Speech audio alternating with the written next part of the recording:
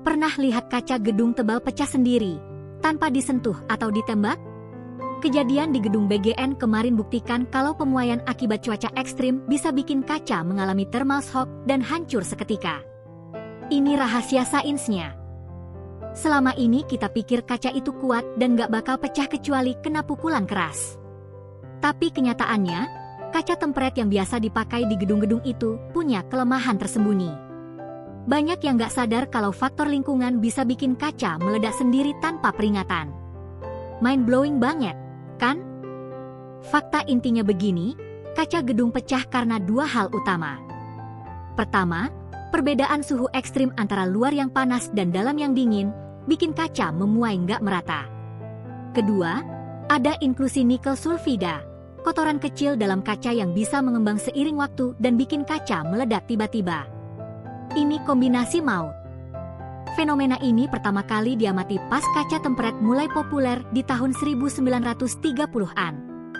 Arsitek dan insinyur heran kenapa kadang kaca yang udah dipasang bertahun-tahun tiba-tiba pecah di malam hari. Baru setelah diteliti, mereka nemu kalau ada partikel, sial, yang bikin kaca jadi bom waktu. Sejarah sains yang keren. Mekanisme sainsnya, saat kaca mengalami perubahan suhu drastis, terjadi pemuaian termal yang beda di tiap bagian. Tekanan ini menumpuk dan kalau ada cacat kecil kayak inklusi nikel sulfida, bisa jadi titik awal retakan. Inklusi ini berubah fase dari alfa ke beta, volumenya naik 4%, dan boom, kaca pecah. Fakta turunan yang bikin merinding, kejadian ini paling sering terjadi di gedung-gedung tinggi dengan kaca besar. Kenapa? Karena panel yang lebih besar punya tegangan internal lebih tinggi. Bahkan, kaca bisa pecah berbulan-bulan atau bertahun-tahun setelah pemasangan. Nggak ada yang aman. Mitos terbesar yang beredar, kaca pecah karena kualitas buruk atau ada yang lempar batu. Padahal, banyak kejadian terjadi di tengah malam saat nggak ada orang. Mitos lain bilang kaca tempret anti pecah, padahal justru tempering bikin kaca lebih rapuh karena ditekan permukaannya. Mitos ini harus diluruskan. Tapi faktanya, inklusi nikel sulfida itu nggak bisa dideteksi dengan mata telanjang.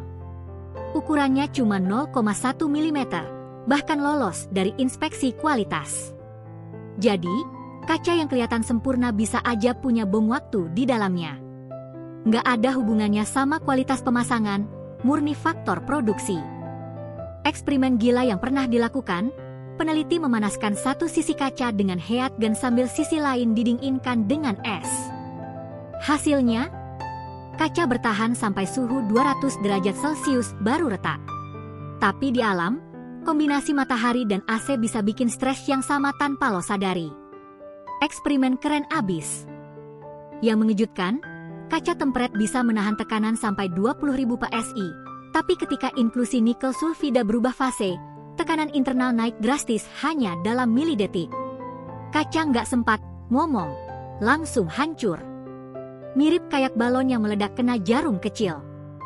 Detail aneh yang jarang diketahui, pola retakan kaca karena thermal shock biasanya berbentuk seperti sarang laba-laba atau sayap kupu-kupu. Para ahli bisa bedain apakah penyebabnya impact atau thermal dari pola retakan. Jadi, setiap pecah punya tanda tangan unik. Keren banget. Implikasinya dalam kehidupan sehari-hari, gedung-gedung pencakar langit sekarang pakai kaca heat strengthened yang lebih tahan panas, bukan tempret. Juga, hindari menempelkan stiker atau film pada kaca karena bisa bikin distribusi panas nggak merata. Bahkan, lo bisa cek kaca rumah lo sendiri lo. Angka-angka yang bikin mikir. Sekitar 1 dari 1000 panel kaca tempret bisa pecah spontan karena inklusi nikel sulfida. Suhu transisi kritis inklusi terjadi sekitar 380 derajat Celcius saat pembuatan, tapi efeknya baru terasa bertahun-tahun kemudian. Biaya penggantian satu panel bisa mencapai puluhan juta rupiah. Kontroversinya, sebagian ilmuwan berdebat apakah inklusi nikel sulfida adalah penyebab utama, atau justru kerusakan tepi kaca saat pemasangan. Faktanya, kedua faktor bisa bekerja sama. Tapi yang jelas, perbedaan suhu ekstrim memperparah risiko. Debat sains ini masih hangat dibahas sampai sekarang. Studi kasus nyata, Di gedung BGN Jakarta, kaca pecah saat suhu luar 35 derajat Celcius dan AC di dalam 18 derajat Celcius. Selisih 17 derajat. Menurut laporan, pecahan kaca berserakan tanpa ada tanda-tanda pukulan. Ini contoh klasik thermal shock yang bisa terjadi di mana aja. Bukan cuma di Indonesia loh. Fakta pamungkas yang lebih gila dari hoax awal, ternyata kaca bisa pecah spontan meski suhu nggak ekstrim. Cukup dengan sinar matahari yang mengenai bagian tertentu dan bayangan di bagian lain, beda suhu sebesar 10 derajat Celcius aja udah cukup. Ditambah inklusi nikel sulfida, jadi ledakan tanpa suara. Intinya, kaca itu bukan benda mati yang diam. Dia punya suhu dan tekanan yang dinamis. Fenomena pecah spontan ngajarin kita kalau sains itu ada di mana-mana, bahkan di benda yang kelihatan paling biasa. Jadi, mulai sekarang lo bakal lihat kaca dengan cara yang berbeda. Gimana? Udah pernah lihat atau ngalamin kaca pecah sendiri? Cerita dong di kolom komentar. Jangan lupa share video ini ke teman-teman lo biar mereka juga paham sains di balik fenomena random. Dan pastikan lo subscribe agar nggak